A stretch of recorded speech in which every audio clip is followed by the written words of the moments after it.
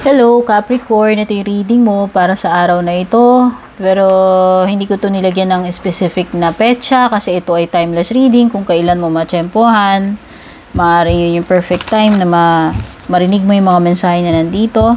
Thank you so much sa lahat ng ating subscribers na reach na yung 31K sa aking YouTube channel. Maraming salamat sa suporta sa pagtangkilik ninyo. And please, don't forget to like and follow na rin po yung aking FB, Instagram, and TikTok. Mag-send lang po kayong private message sa aking FB page. Kung gusto ninyo mag-avail ng personal reading, yung link at details na kailangan nakalagay sa description. Ano muna yung overall energy ninyo? Capricorn.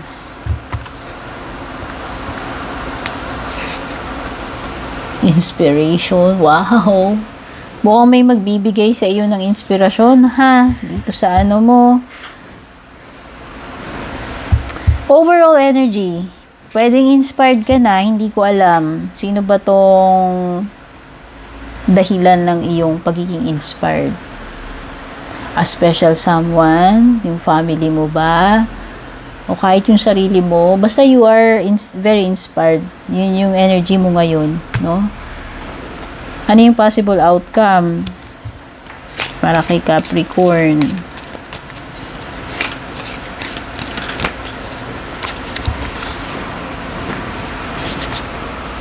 Creation? Ay, alam mo, magka-connect talaga yan. At dahil ikaw ay very inspired, Capricorn, makaka-create ka ng, ewan ko, something beautiful, marvelous, magnificent, something big, hindi ko alam. Basta meron kang makikreate dahil ikaw ay very inspired. O diba, may magandang patutunguhan itong pagiging inspired mo. Mapupush ka pump ka na na mag-create. O diba?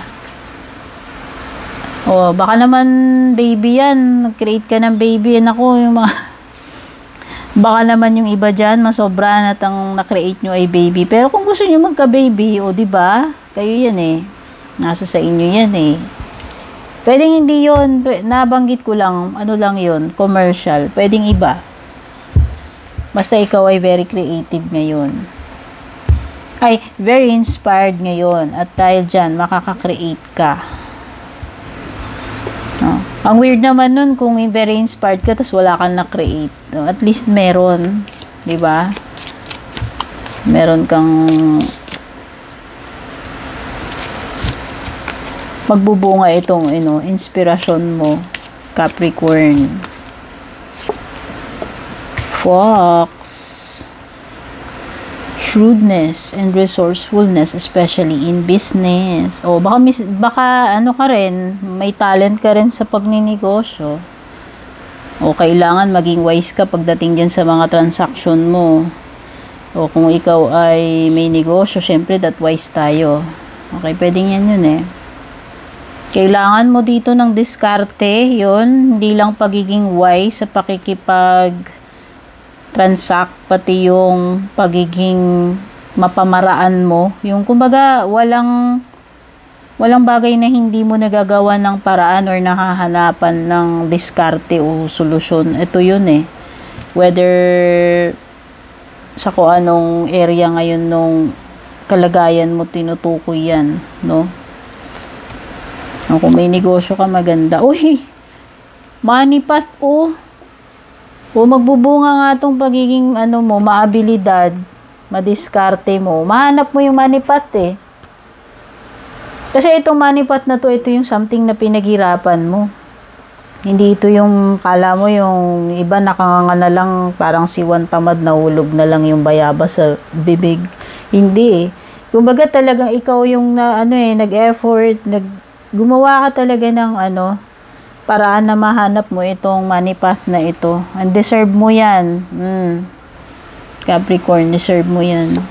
Sa pagiging maabilidad mo, madiskarte mo. At bukod doon, sinasabayan pa ng swerte. O diba? Ang ganda. Great good fortune. Ito pa masasabi natin. Wala na Ganda Inspiration, creation, resourcefulness, shrewdness pagdating sa business, money path, and swerte. Huwag na nating i-spoil yan. Ganyan na yan. Kasi yung ganda ng cards mo. Pagdating sa love life na mo, tignan natin kung maswerte pa rin.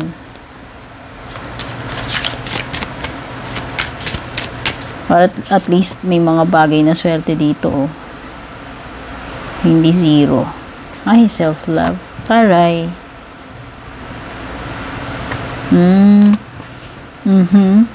Mukhang may part 2 or part 3, ewan ko pang ilang part na ito, chapter nitong love life nyo, pero parang magkakaroon. Pwedeng you're focusing on yourself ngayon, Capricorn, dito sa self-love card, no? Pwedeng hindi ka pa totally healed sa ex mo, pero parang meron ditong pagtatagpo. Whether you like it or not, magkukrus uli yung landas ninyo. Magkakaroon uli ng ano ba tawag dito, yung pagtatagpo no?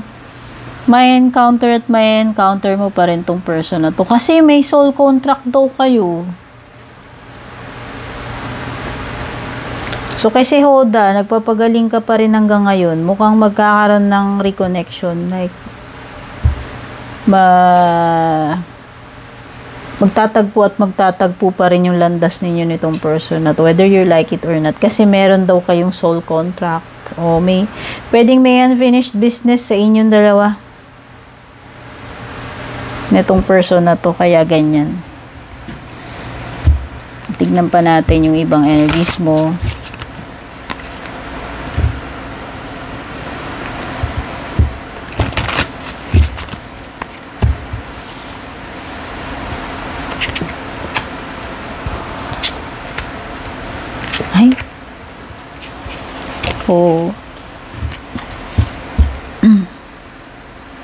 May fire sign energy. Baka may Aries, Leo, Sagittarius dito. Meron ding pwedeng kapareho mo, Taurus, Virgo, Capricorn with the Knight of Pentacles. Someone who is in pain or hindi pa totally recovered. Mukhang ikaw to, Three of Swords. Okay, parang related nga sa love life mo. Pwedeng nagkaroon na ng separation. Ayan. Possible na nagkaroon ng betrayal in the past or nasaktan ka ng sobra dito. At hirap kang makarecover, no? Or ikaw yung nasaktan ng, kumbaga pwedeng ikaw yung mas nasaktan dun sa inyong dalawa. Ayan Pero yun na nga, sabi dito, possible na ma-encounter mo ulit tong person na ito. Pwedeng mag-cruise uli kayong dalawa, no? So, pwedeng merong dalawang, dito. Pwedeng ikaw to, si Knight of Pentacles, and then pwedeng fire sign yung kadil mo. Okay? Mukhang meron ka nga marireceive na mensahe at mukhang good news. Ayan sabi At least maganda yung balita na paparating sa iyo, Capricorn. Hi, at saka talaga naman, pagdating talaga sa financial, ayan na si Knight of Pentacles. Secured ka talaga rito kung totoo nga to. Sana totoo, no? Mahanap mo yung money path. Kasi eto na yon. Once na mahanap mo tong money path na ito, secured ka na siguro hanggang future mo. O diba? Nandun ka na sa road ng security. So kung ngayon sa present tinatamasa mo na yan na yun, besh. Kailangan mo lang i-maintain, ingatan, palaguin pa more. Okay? Yun yung sinasabi ni Knight of Pentacles. So deserve mo to.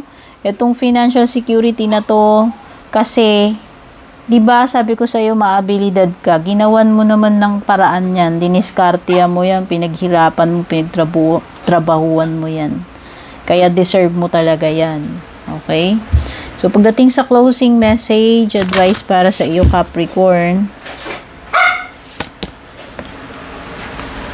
Be in the present and dream of the future.